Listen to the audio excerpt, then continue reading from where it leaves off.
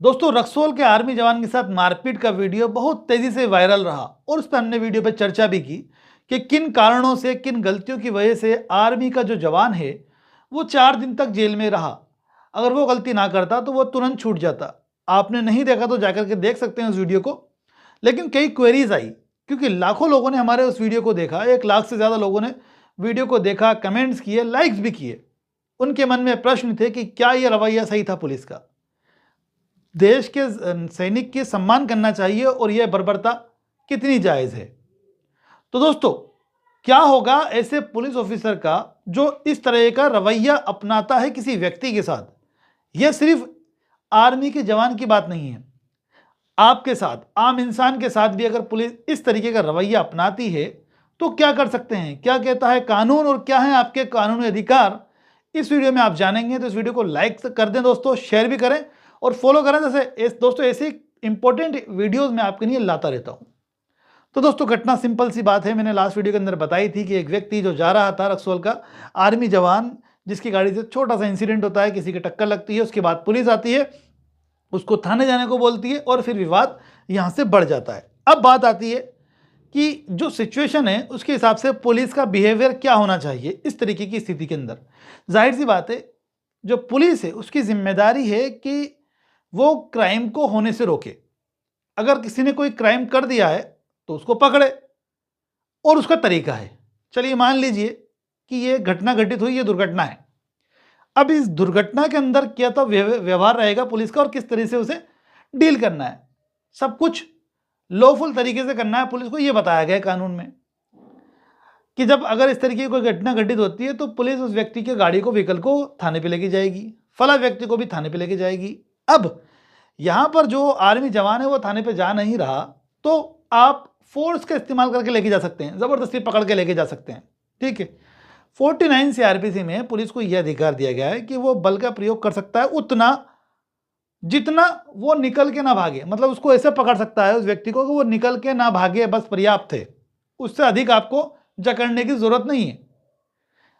बंदा जो आर्मी का जवान था वो भागने का प्रयास नहीं कर रहा था, यहां पर क्लियर बात है। दूसरी चीज कि वीडियो के अंदर पुलिस का जो रवैया है, पुलिस ने गाली गलौज की, मारपीट की और मारपीट करते हुए थाने तक लेके गए। तो ड्यूटी का ढंग ये नहीं है। पुलिस ने यहां पर कानून को अपने हाथों में लिया और कानून को तोड़ा। इस वीडियो में क्लियर प्रतीत होता है, आप देखेंगे तो नजर आएगी ये बात आपको। तो जब पुलिस को जो ढंग बताया गया उससे विपरीत जाए कार्य कर रही है, 166 आईपीसी का ऑफेंस कर रही है पुलिस, 1 साल की सजा हो सकती है ऐसे पुलिस वाले को। 166A जो कानून की उसको निर्देश है, तरीका है, उसकी अवज्ञा कर रहा है। भाई इस तरीके से काम नहीं करना, तुझे जो ढंग बताया उसी तरीके से काम करना है तेरे को, ये आदेश है तेरे लिए, कानून का जो आदेश है उसको ही फॉलो नहीं कर रहा। तो 166A आईपीसी के तहत 2 साल तक की सजा हो सकती है। इसके अलावा वो मारपीट करते हुए लेके गया उसको थाने तक, तो मारपीट करके अगर लेके जा रहा है तो 323 आईपीसी, 1 साल तक की सजा। तो ये तो तरीका है पुलिस का, ये बिल्कुल गैर कानूनी था, गलत तरीका था। ये तरीका कब अपना सकती है पुलिस? जब आर्मी का जवान अटैक करता, अटैक उसने किया नहीं है तो सेल्फ डिफेंस का इस्तेमाल पुलिस कर नहीं सकती, क्योंकि बहाना लेती है सेल्फ डिफेंस का। तो इस वजह से इन 3 धाराओं का मामला तो यही बन जाता है पहली स्थिति के अंदर। अब बात आती है दोस्तों कि अब क्या क्या करना चाहिए ऐसे मामलों के अंदर। तो सबसे बेस्ट चीज़ ये है कि जब भी कोई इस तरीके की स्थिति होती है तो हमें, जाहिर सी बात है, गलती हो गई तो गलती तो मान लेना चाहिए और पुलिस जो कह रही है उसका कोऑपरेट करना चाहिए, क्योंकि वो उसकी ड्यूटी है।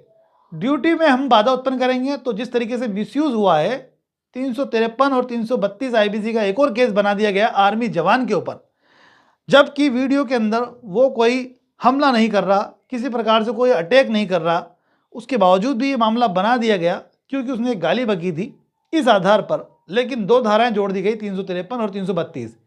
ज़्यादा से ज़्यादा 353 बन सकता था, अगर बनता तो, मैक्सिमम बता रहा हूँ मैं। मारपीट तो उसने की नहीं तो 353 भी ऐड कर दी उन्होंने, जिस वजह से 4 दिन रहना पड़ा उस बंदे को। अगर आपके साथ ऐसा होता है या आर्मी का जो जवान है रक्सौल आर्मी का, वो भी चाहे तो संबंधित इन धाराओं को तो चैलेंज कर सकता है, अपनी गिरफ्तारी को तो चैलेंज कर ही सकता है। लेकिन जो मैंने 3 धाराएं बताई, उसके अलावा ये झूठा केस बना करके बंदे को जेल में रखा, यह आरोप भी पुलिस पे लगा सकता है। तो अब धाराएं और जुड़ेंगी, अगर कोई पुलिस ऑफिसर झूठे पेपर्स तैयार करता है, फर्जी इस तरीके के कि वो 353 और 332 का जो केस है वो उस पर बनाए, जो कि बना दिया गया आर्मी के जवान पर, तो इस तरीके के मामलों में अगर उसे लगता है कि साहब मेरे पर जो झूठा केस बनाया गया है, तो ऐसी स्थिति के अंदर भाई 167 आईपीसी का ऑफेंस कर दिया पुलिस ने, 3 साल तक की सजा हो सकती है।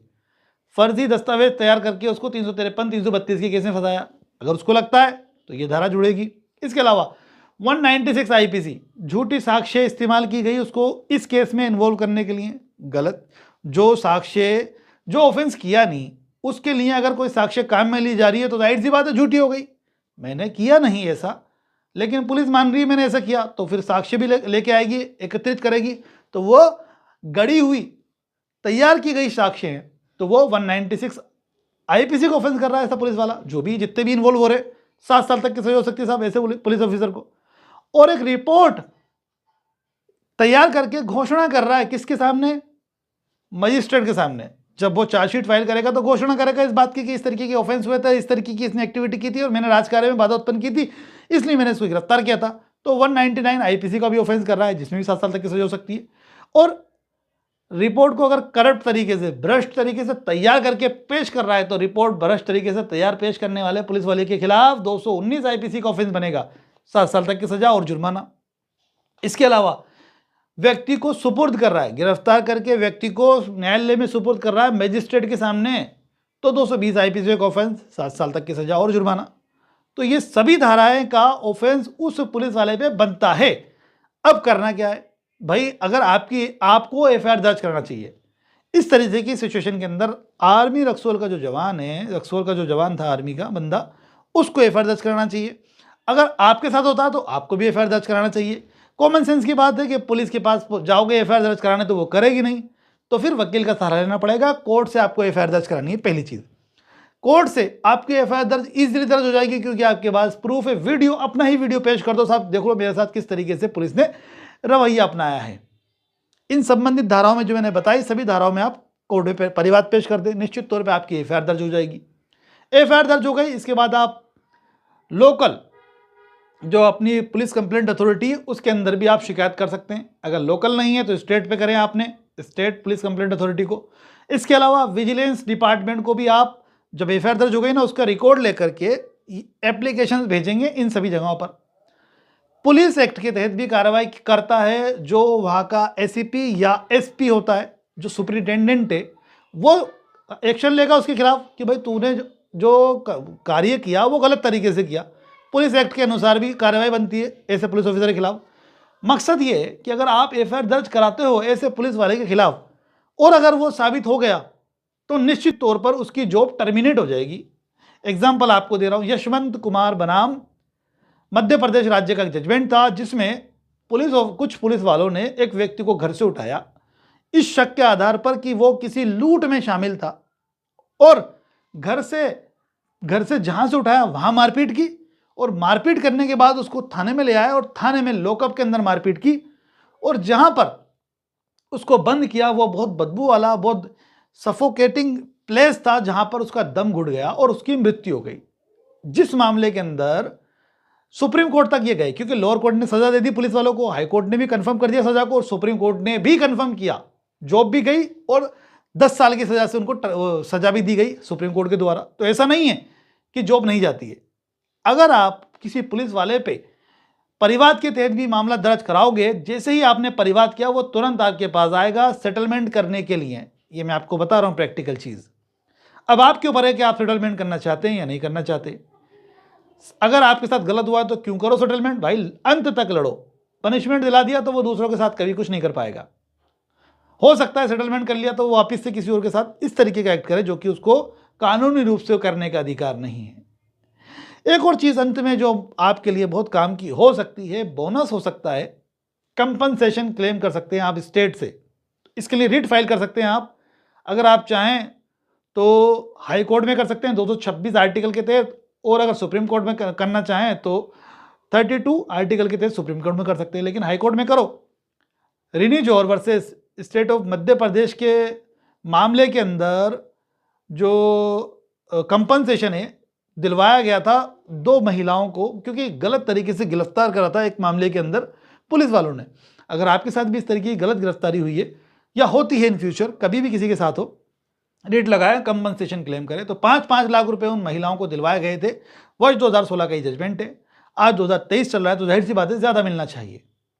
तो दोस्तों, इस तरह से अगर आप उस पुलिस वाले को सबक सिखाना चाहें या ऐसे किसी भी जो कि गलत तरीके से अपनी वर्दी का इस्तेमाल कर रहा है, करप्ट है, भ्रष्ट है, बेईमान है, तो फिर आप जो मैंने संबंधित धाराएं बताएं इनके तहत कोर्ट के माध्यम से मामला दर्ज करा करके उसको सबक सिखा सकते हैं। फिर भी अगर आपके कोई कन्फ्यूजन है तो आप मुझसे कमेंट करके सवाल कर सकते हैं। वीडियो अच्छा लगा है तो लाइक करें, शेयर करें। ऐसे ही इंफॉर्मेटिव वीडियोस देखने के लिए हमारे चैनल को सब्सक्राइब जरूर करें दोस्तों। Thank you.